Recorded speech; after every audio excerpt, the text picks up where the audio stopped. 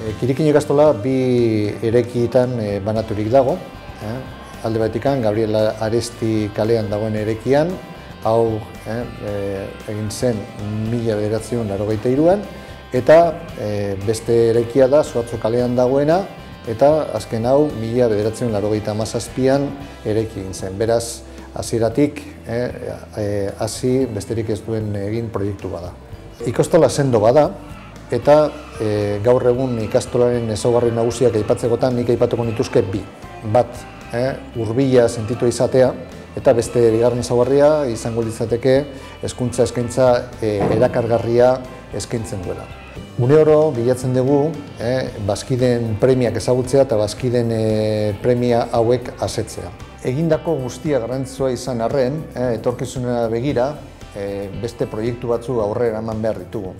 Proiektu horiek biltzen dira ikastolaren hezkuntz proiektuan.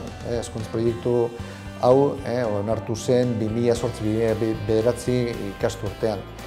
Eta proiektu horretan agertzen diren asmo eta xedeak posible ahal izateko beharrezkoa izango da orain arte bezala ikastola gozatzen dugun guztion partaidetza eta inplikazioa.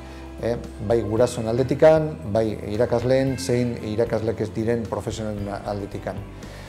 Eta, hau zer da dana, hau da labur bilduz Kirikin ikastola.